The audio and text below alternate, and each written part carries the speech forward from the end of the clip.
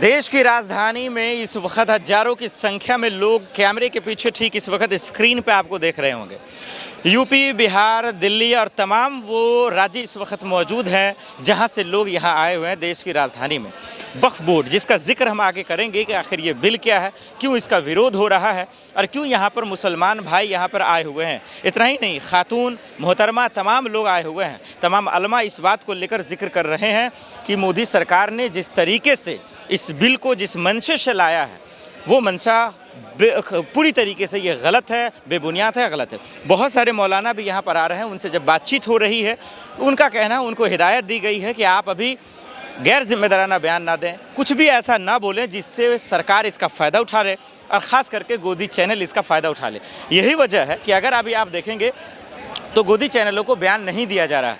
यही वजह है कि अगर आप देखेंगे तो गोदी चैनलों को बॉयकॉट किया जा रहा है कि इनको बयान देने से बचा जाए, इनको दरअसल जो है अपनी बात रखने से बचा जाए। इसीलिए लोग जो है बोलने से परहेज़ कर रहे हैं। कहीं कहीं पर लोग अपनी बात रख भी रहे हैं, बोल रहे हैं कि दरअसल क्या मतलब है। चलिए एक दरअसल जो है बोर्ड दिखाता है, एक बैनर देखिए, एक बैनर देखकर समझिए।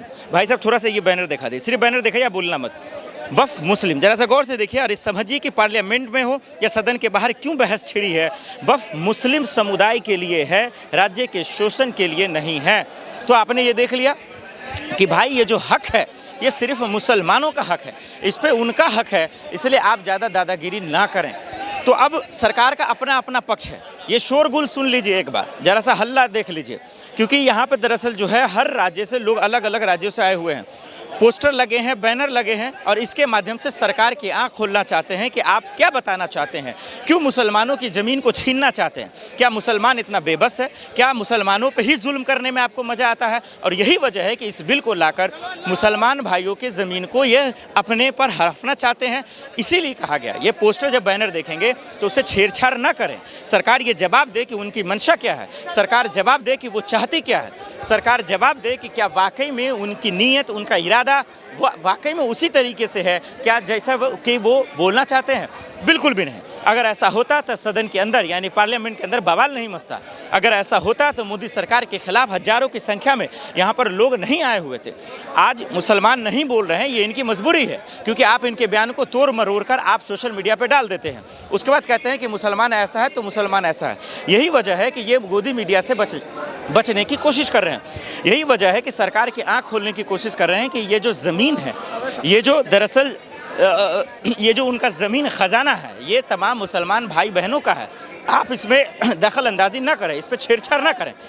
लेकिन क्या मंशा है सरकार की, वो हम सब ने देख लिया। जानबूझकर इस ज़मीन पर छेड़छाड़ करने की कोशिश की गई, जानबूझकर हिंदू मुसलमान करने की कोशिश की गई, जानबूझकर जो मुसलमान वक्फ बोर्ड की ज़मीन है उस पर दखल अंदाजी करने की कोशिश की गई। और यही वजह है कि लोग इसे बातचीत करने की कोशिश कर रहे हैं।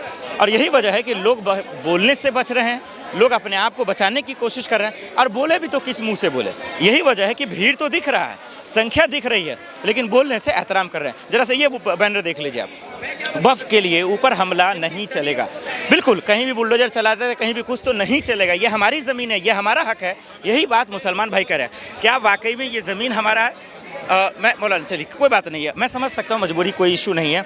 तो ये यही बात कह रहे हैं कि ये ज़मीन हमारी है, इससे आप छेड़छाड़ ना करें, इस पर आप दखल अंदाजी ना करें। ये हमारी ज़मीन है, हमें दे दें। हमें इस पर मोदी सरकार की कहना। अब यहाँ देखिए, वक्फ मुस्लिम समुदाय के लिए है, राज्य के शोषण के लिए नहीं है। ये बार बार बैनर के माध्यम से जताना चाह रहे हैं। क्या मैं एक सवाल ले लूँ सर? हाँ, सवाल ये है, क्या